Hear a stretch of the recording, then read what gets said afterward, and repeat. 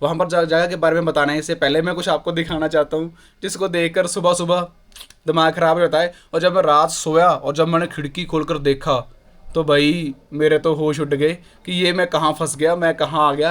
रात को मुझे भूतें दिखाई देंगी इस जगह पर, मतलब ऐसा मुझे फील हो रहा था बार बार, क्योंकि माइंड में ऐसा चल रहा था। जो एक बार माइंड में बात चली जाती है ना तो वो बार बार चलती रहती है, तो वो उसका कभी क्लियर नहीं होती। फिर मैंने भगवान का नाम लिया आधा घंटा, देन मैंने पर्दे पुर्दे लगाए, उसके ऊपर सामान सामान रखा। फिर जाकर मुझे थोड़ी बहुत ही नींद आई, और जब नींद आई तो लाइट चली गई। सो ये मेरा रूम है जो मुझे 700 रुपये में मिला। 2 बेड मिले मुझे, मतलब एक एक बेड ही हो गया पूरा। तो इसके ऊपर मैंने पूरा अपना सामान खिलार दिया। ये पीछे रेगिस्तान, तो यहाँ पर जितने भी ये आप देख रहे हैं ना पीछे दूर तक इस दीवार की बैक साइड, ये सब कब्रें बनी हुई हैं। मतलब कि यहाँ पर बंदों को दफनाया गया है। अब आप सोच कर देखो कि ऐसा जगह पर जब मैंने पर्दे उठाए, मैंने सोचा चलो व्यू का मज़ा लेते हैं। काहे का व्यू का मज़ा भाई, मेरी तो नींद उड़ गई। ऐसे वाला बुरा हाल हुआ मेरा रात। और मैं होश ही, मतलब क्या कहूँ, अब मुझे कुछ समझ में ही नहीं आ रहा कि मैं क्या वर्ड रखूँ अब इसके लिए। मेरी नींद हराम हो गई यार, सच पूछो तो। देखो मेरी आंखें सूजी पड़ी है और सुबह के 7 बज चुके हैं। मैं 7 बजे उठा, मैंने सुबह उठना था 5 बजे। मैंने अलार्म भी लगाया, अलार्म भी कहता ना तू नहीं उठने वाला ना। आज है इस रौनक को परखने का टाइम, क्योंकि आज इसने बहुत ज़्यादा गंदे रूट कह सकते हैं, बहुत ज़्यादा दुनिया का डेंजरस रूट से इसने क्रॉस करना है आज। अगर ये इसमें कामयाब हो जाती है तो लेह लद्दाख में तो 100% ये कामयाब हो जाएगी। सो लेते हैं सबसे पहले भगवान का नाम, सतनाम श्री वाहेगुरु, हर हर महादेव, जय श्री राम, अस्सलाम वालेकुम। भगवान करे हमारे देखने वालों का आज का दिन खुशियाँ भरा हो, हर सबकी मनोकामनाएं जो पूरी हो। और सुबह उठकर सबसे पहले हमें भगवान का शुक्रिया अदा जरूर करना चाहिए, क्योंकि हर एक इंसान की लाइफ में नहीं होता एक नया दिन। सो बहुत सारे लोग होते हैं जो दुनिया को अलविदा कह देते हैं। चलो जी चलते हैं यहाँ से। सो इन्हों भाई ने हमारी बहुत हेल्प करी, इनका नाम है परमजीत। अब मुझे यहाँ से राइट लेना है। सतनाम श्री वाहेगुरु। और सुबह का टाइम हो चुका है, अभी हमारे पास पूरे 9 बज चुके हैं। मैंने 7 बजे चलने का प्लान किया था, बट मुझे 9 बज चुके हैं। बट यहाँ से अभी इतनी ज़्यादा भीड़ भड़क्का हमें नहीं मिलने वाला, क्योंकि अभी रास्ते थोड़े से क्लियर हैं। वैसे भी मैं रोड के ऊपर नहीं जा रहा, तो अभी कम से कम 15 किलोमीटर मैं ऐसे नॉर्मल रोड के ऊपर जाऊँगा मार्केट के बीच में से, क्योंकि दूसरा रोड है 30 किलोमीटर ऊपर से घुमा कर दिखा रहा था। तो 15 किलोमीटर सेव करेंगे तो बट उतना ही है, टाइम कंज्यूम होगा यहाँ पर। सो बड़ी यार मतलब दिक्कत वाली बात हो जाती है। ऐसा नहीं है कि ट्रैवल करना बहुत ईजी है, ट्रैवल करना बहुत टफ है। बहुत सारी सोलो के अंदर चीज़ें सोचनी पड़ती है। पहले तो रात को बैठकर 1 घंटा रूट मैप बनाना पड़ता है, अभी कहाँ कहाँ जाना है, कैसे जाना है। उसके बाद प्लानिंग करनी पड़ती है, कोई प्रॉब्लम ना आ जाए, बाइक का एक एक पार्ट चेक करना पड़ता है। तो अभी तो मुझे रौनक के बारे में पूरी नॉलेज है ही नहीं है, मैं क्यों कहूँ ना। मुझे लोगों से पूछना पड़ रहा है, इनको फोटोज भेजनी पड़ रही है, भैया यहाँ से आवाज़ आ रही है, क्या करूँ। सो ऐसी चीज़ें हो जाती है मसला। तो लोग भी बच्चे खड़े हैं स्कूल जाने के लिए, स्कूल वैन्स आ चुकी हैं।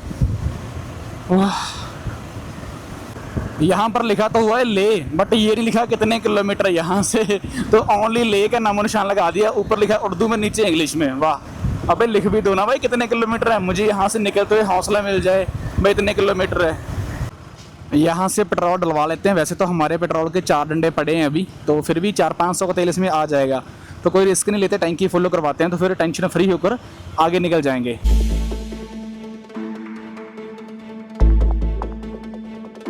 फाइनली यहाँ से ले रह चुका है 395 किलोमीटर, कारगिल 169 और द्रास 112।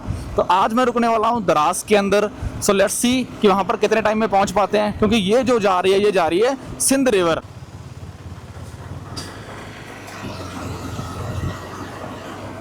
पता नहीं यार, ठंडा आ रही है जैसे जैसे आगे के ना, दिमाग का काम नहीं कर रहा, दिमाग ना एकदम सुनसा हुआ पड़ा है। तो अभी सिर्फ ओनली मैं 20-25 किलोमीटर चल कर ना अभी यहाँ पर ब्रेक लगाया है। तो यहाँ पर एक ढाबा है, वहाँ पर एक मट्ठी खाएंगे, मतलब कि कश्मीर की मट्ठी है जो काफ़ी फेमस है। और एक ब्रेड तो चलो आम हर जगह पे मिल ही जाते हैं, तो उसके साथ पियेंगे चाय। तो फिर थोड़ा सा माइंड को रिलैक्सेशन देंगे। और मेडिसिन मैं सोच रहा हूँ ले ही लेता हूँ अभी, क्योंकि मैं रिस्क नहीं लेना चाहता अकेला।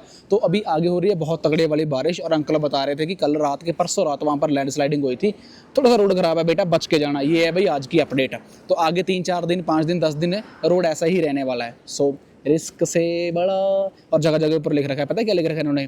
देरी से जाओ, दुर्घटना से बचो। अगर देरी से नहीं जाओगे तो रब को प्यारे हो जाओगे। क्या शानदार व्यू आ रहा है यार, देखो कितना सुंदर लग रहा है। अब मैं जाने वाला हूँ वहाँ पर जाकर मैं पानी में बैठूंगा।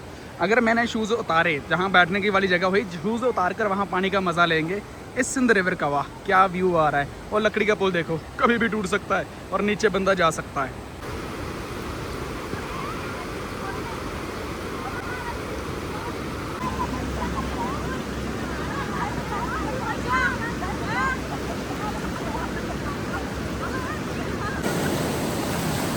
ये देखो भाई लड़ाई होगी इनकी। ये देखो दोनों भाई हैं, फुल मस्ती के साथ नाच रहे हैं। ये देखो विनर विनर कौन सा विनर है? कोई भी नहीं है, हार गया भाई, हार गया भाई, आप तो हार गए, वो विनर हो गए, वो विनर हो गए। ये भाई मस्ती यहाँ का, ये है मनोरंजन यहाँ का। ये दोनों फिर शुरू हो गए भाई। ये आज रुकने वाले नहीं है। उसके कान में पानी चलेगा भाई के। ओ माय गॉड, ये मुझे लगता है वाइट शर्ट वाला फिर हार जाएगा। ओह नहीं भाई, दूसरा हार गया भाई इस बार तो। चलो जी, मुझे कश्मीरी समझ में नहीं आती। ओ गिर गया भाई, भाई गिर गया भाई, आगे रोड ना जाए। और आसपास में उसकी फैमिली शोर शराबा कर रही है। और दोनों फिर शुरू हो गए। टाइम लगा कर पीट रहे हैं दूसरे को।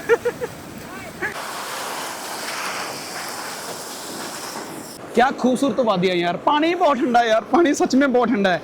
मुझे नहीं पता भाइयों ने कैसे नहा कर चले गए यहाँ पर। पानी इतना ज़्यादा ठंडा है ना।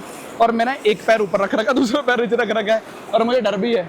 और पानी काफ़ी तेज आ रहा है, काफ़ी तेज पानी। वाह क्या अमेजिंग नज़ारे हैं यार। आगे बड़ी बड़ी पहाड़ियाँ, ऊपर बादल, बीच में नदी। बस वहाँ पर घर हो, ओ वो वहाँ पर है घर एक, वो रहा, वहाँ पर भी घर है।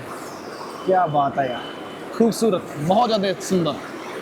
बैठते हैं यहाँ पर 5-10 मिनट, फिर करेंगे आगे का सफर तय। मैं यहाँ पर आया था सिर्फ ओनली 1-2 शॉट कर लेने के लिए और फोटोज लेने के लिए। तो यहाँ पर भाइयों ने मस्ती कर रहे थे। ये वही भाई जो पानी में जीत चुके हैं, पर सेकंड राउंड में आप हार गए थे ना 2 बार। नहीं असल में रुक गया था, मुझे लगा था शायद वो रुक गया, वो थोड़ा थोड़ा फेंक रहा था। सो भाइयों ने यहाँ पर, आप फैमिली के साथ आए हो?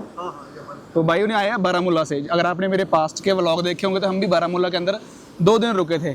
तो यहाँ पर भाइयों ने लेकर आए हैं कैंपिंग का सामान और विद फैमिली। आप सभी फैमिली हो ना? हाँ। सभी फैमिली। और यहाँ का ये फेवरेट क्या इसको क्या बोलते हैं? केक असल में कहते हैं, लाइक मेड ऑफ ब्रेड। ये यहाँ का मतलब फेमस है। हाँ हम खाते हैं भाई, ये यहाँ का फेमस है भाई। सबसे ज़्यादा कश्मीरी लोग यही खाते हैं। हाँ, जब भी कोई मेहमान आता है हम ये लाते हैं। ठीक है, तो मैं मेहमान हूँ आज इनका कुछ समय के लिए, और भाई ने मुझे पिलाई है चाय। चलो जी, भाइयों के साथ भाइयों ने करेंगे कैंपिंग, फिर मैं निकल जाऊँगा आगे।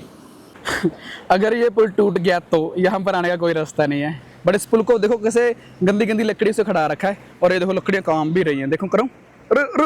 यू अरे गिर ना जाऊँ मैं, निकल भाई यहाँ से।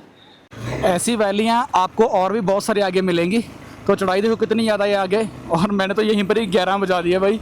भाई उन्होंने बिठा लिया मुझे अपने पास, कैंपिंग करवाई और मुझे काफ़ी टाइम वहाँ पर बैठाई रखा। तो अभी 11 बज चुके हैं। चलो चलते हैं, आगे का सफ़र भी तय करना बहुत ज़्यादा ज़रूरी है।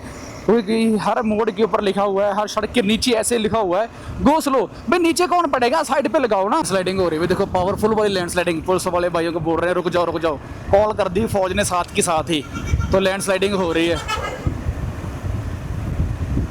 वाह यार, ये फ़ायदा है पुलिस का, फौज का, कि वो साइड पे कर देते हैं साथ के साथ ही। मुझे लगता है आज रोड ये बंद हो सकता है, क्योंकि जिस तरीके से वहाँ लैंड स्लाइडिंग हो रही है।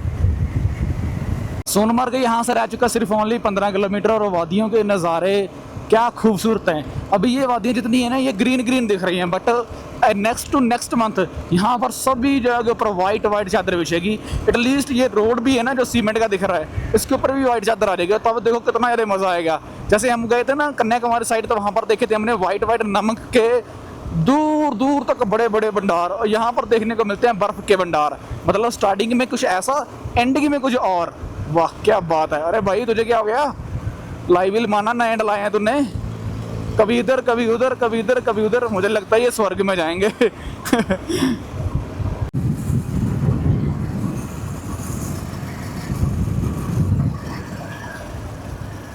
फाइनली सोनमार्ग टनल से पहले ना आप रुक कर इस व्यू का नज़ारा ले सकते हो। वैसे मैं तो रुका नहीं हूँ, बट व्यू फोटोग्राफी के लिए यहाँ पर बहुत बेस्ट है। बट आगे इससे भी ज़्यादा बेस्ट व्यू आने वाले हैं।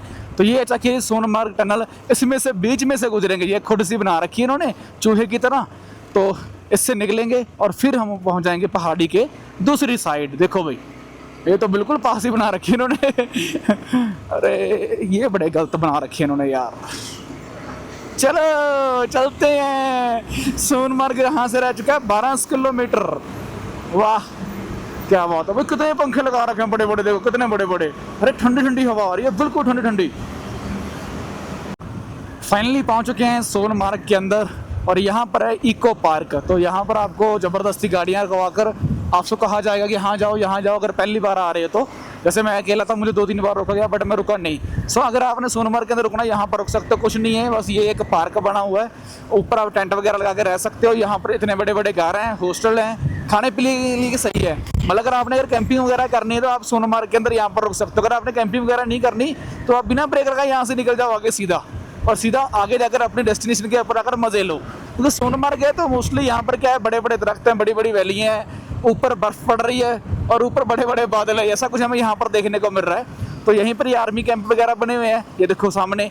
और मेन जो डेस्टिनेशन है सोनमार्ग की, और यही एक है, और यहाँ पर है तो आधा किलोमीटर थोड़ी सी आगे है।